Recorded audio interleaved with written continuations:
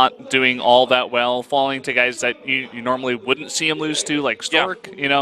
Stuff like this happen. It's kind of like, I wouldn't call it the changing of the guard yet, but you definitely see some of the favorites from Heart of the Swarm and even Legacy or Wings of Liberty slowly begin to fall off, and newer, more passionate, or guys that are better with this kind of play style. We're shedding these nerds like snake skin, man. Yeah, we might have a new meta, a new pantheon of top Starcraft 2 warriors coming in here. It's possible. We'll see. I mean, it did happen in Wings of Liberty, right? I'm not saying that MVP and Nesty weren't great players, but certainly when Heart of the Swarm came out, we did see a change into the guard. Yeah, and some people stick around with varying levels of success, but generally you will see some new other players come in. With Legacy, there's a different play style as well. It's a lot more focused on multitasking, microing this giant army of yours, and just expanding very fast.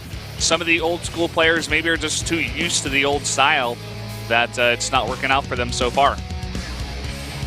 Well, let's see how this game goes. I think most people, myself included, I was picking ByuL to probably win this, but I think I could very well be wrong. Yeah, I could so easily be wrong. We got to see. ByuL, he really hit his stride at the end of Heart of the Swarm. Yeah, he really did. He was doing quite well. A bunch of second places, but to be that consistent is very hard. As you can see, once again, everybody voting for ByuL.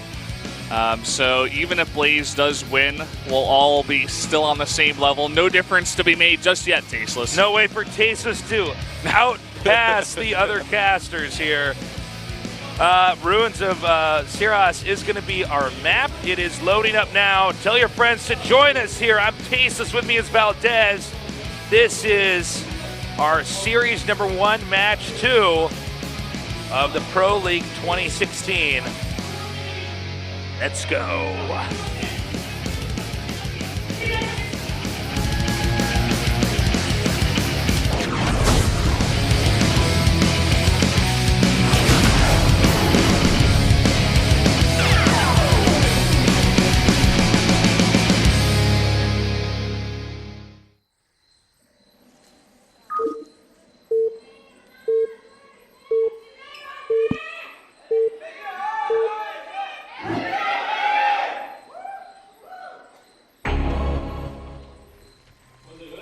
All right, let's do this. In the upper left is ByuL, our Zerg player. And in the upper right, in the green,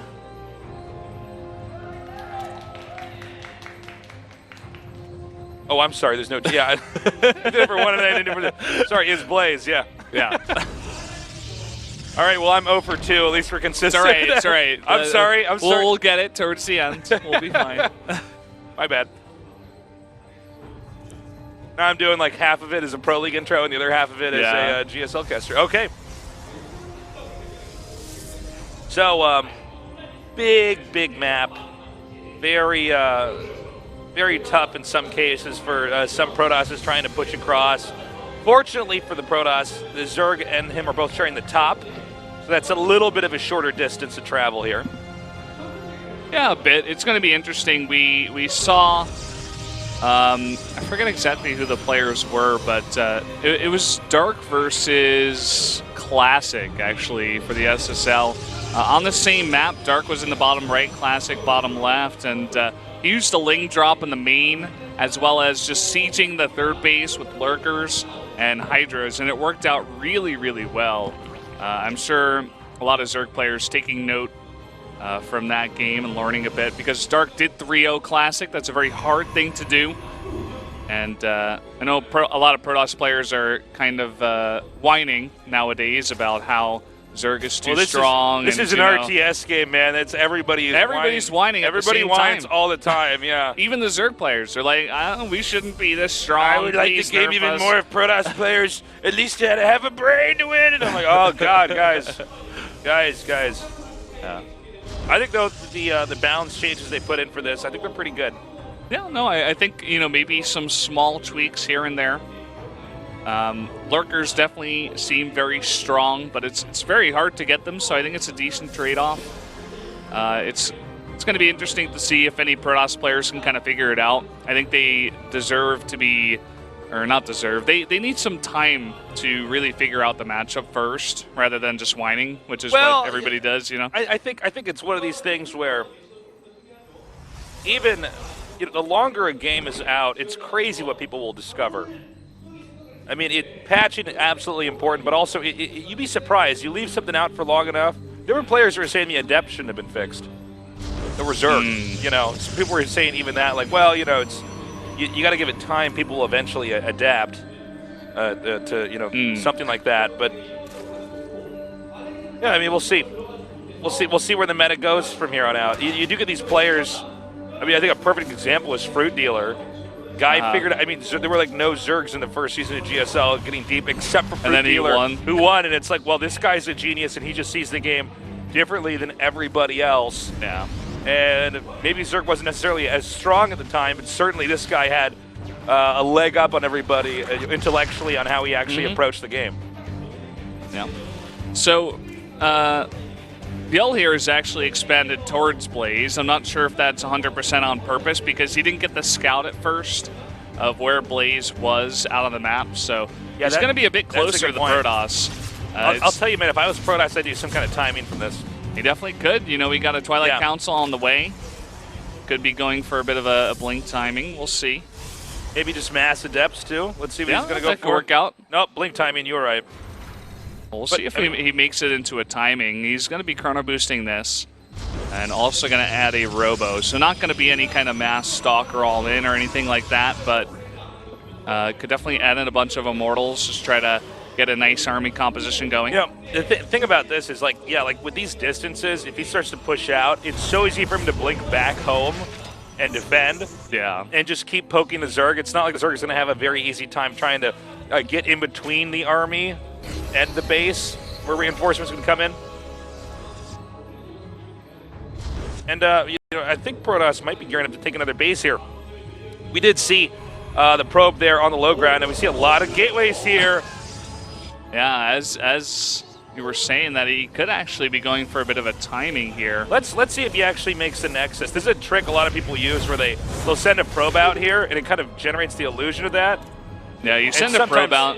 You could even start the Nexus too. I mean, it's only 400 minerals. He's definitely delaying it for now, though. Okay, there it goes. Okay. As another link comes by, and yeah, I don't think this is going to be a cancel here, but he is getting a Warp Prism, which makes me really think that he is just going to attack. Yeah, it's going to be an attack here with the blink. He's been chrono boosting that out. It might just be empty Nexus, I think he just wants to convince ByuL that he is not going to attack right now. We'll see how ByuL responds. He's gone up to 54 drones and another drone on the production tab here. But here comes some Ravagers. It's going to be interesting to see if this is going to be enough to hold. I think he knows now what's coming. All right, so he's moving out here. Again, short. Okay, he did cancel it. Sweet. Okay, so it's going to be a really strong timing attack here. The Ravagers are coming up here now. He blinks in. The Zerglings do come forward. Another warp in here from the Protoss, but he's got to watch out for those Ravagers!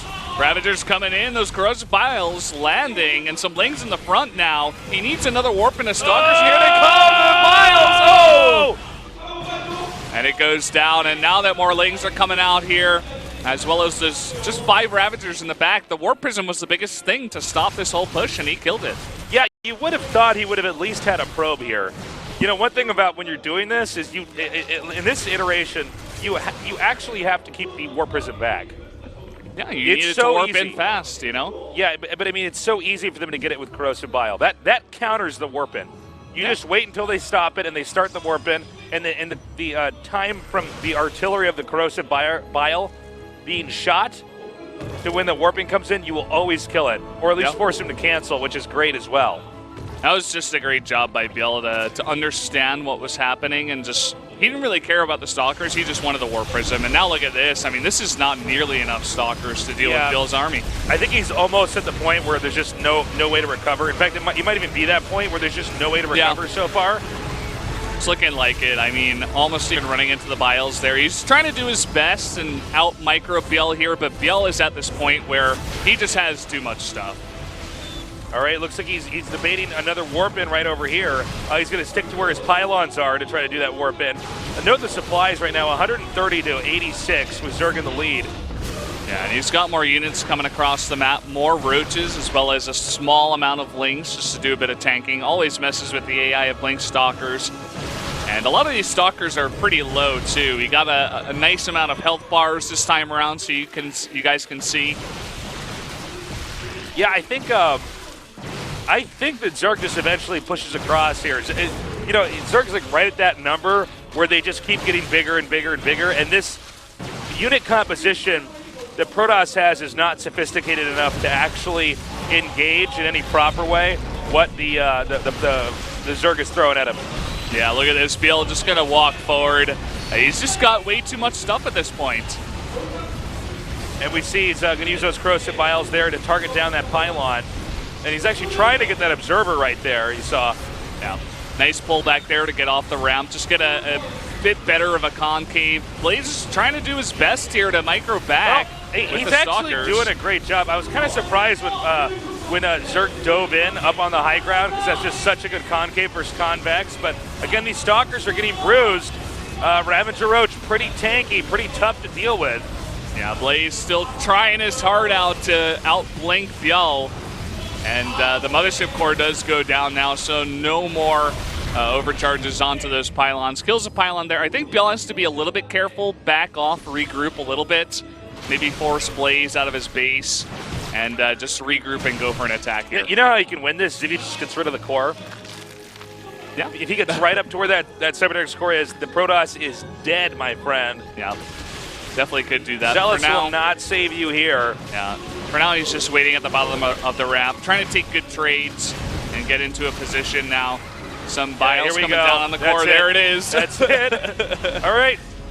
Have fun making zealots, buddy. Or not, because you're losing pylons too fast. And I think this game is essentially over. Yeah, Blaze pushed back into his base here. ByuL already taken a fourth base. He's just too far ahead. GG. GG. Well done, ByuL. Blaze just did not have enough to cut it. Yeah, I don't know if Nexus cancel timings are that strong anymore in general in Starcraft. It's like we're living in the middle of Heart of the Swarm or something when that first came out. I'm like, you well, can't, there was even some work. of that in Wings of Liberty too, and it's like, it's really good, but I think after the game's out long enough, I don't think you're actually, I don't know. I would love to hear what some pros thought on this, because I just feel like that is just not as strong. Granted, he did just lose the War Prism, right? Yeah, but again, as you said, if you have any Ravagers out and ready, if your War Prism is anywhere near them, it's going to go down. Because all you got to do is focus your bios on them and it goes down. So, yeah, I mean, you got to keep it behind your Stalkers, I think. Yeah, you have to keep it back. Maybe the game would have looked different from there, but it seemed like ByuL was quite ready. We're going to go to a short little break. When we come back, we'll be going to game number 3 here in our team match for today in the Pro League 2016. Stay tuned.